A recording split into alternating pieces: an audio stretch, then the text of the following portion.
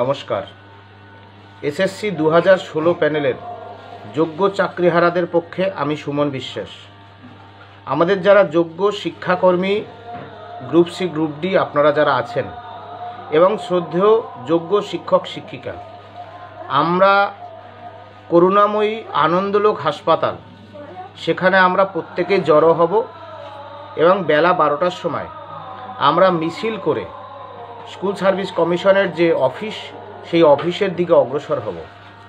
আমাদের আজকে পরিষ্কার সুস্পষ্ট বক্তব্য, যোগ্য অযোগ্যদের নিখুঁত এবং নির্ভুল তালিকা আজকেই প্রকাশ করতে হবে এবং যে 22 লাখ পরীক্ষার্থী ছিল এসএসসি 2016 প্যানেলের আরএলএসটি এবং এসএলএসটি, সেই সমস্ত ওএমআর শিট আজকে প্রকাশ করতে হবে। যারা অযোগ্য বলে বিবেচিত হয়েছে সুপ্রিম কোর্টের রায়ে, তাদেরকে অবিলম্বে রাজ্য সরকারকে টার্মিনেশন করতে হবে।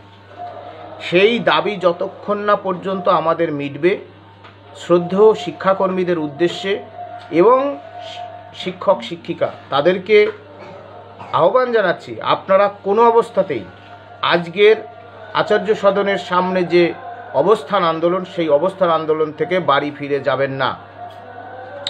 আমরা এই আন্দোলনটা ঐক্যবদ্ধভাবে সকলেই একসাথে লড়তে চাইছি।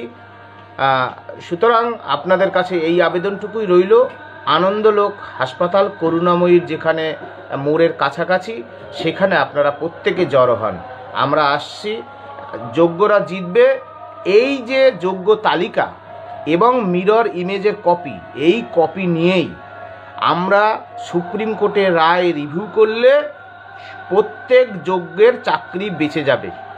নতুন করে পরীক্ষা নিয়ে আবার প্রশ্নপত্র উত্তর সহ বিক্রি করার যে রাজ্য সরকারের গভীর চক্রান্ত, সেই চক্রান্ত আপনারা রুখে দেবেন। 10 বছর পরে আমরা পরীক্ষা দেব না। ফ্রেশ সিলেকশন মানে পুনরায় পরীক্ষা নয়। সুতরাং রাজ্য সরকারকে সিদ্ধান্ত নিতে হবে। আপনারা আন্দোলনের তেজ এই পরিমাণ করুন যাতে রাজ্য সরকার নতুন করে পরীক্ষা নেওয়ার নোটিফিকেশান দিতে না পারেন। যদি নোটিফিকেশান দেন আমাদের আন্দোলনের ফাঁক ফোকরে, তাহলে সকলের কিন্তু দুঃখের সীমা থাকবে না। এই আবেদন রইল। আসছি আজকের স্কুল সার্ভিস কমিশনের যে দপ্তর আচার্য সদনে, দেখা হবে লড়াইয়ের ময়দানে। নমস্কার। সকল যোগ্য শিক্ষাকর্মী এবং শিক্ষক শিক্ষিকাদের জয় হোক। আমরা আন্দোলনে আছি, একসাথে লড়ব। নমস্কার।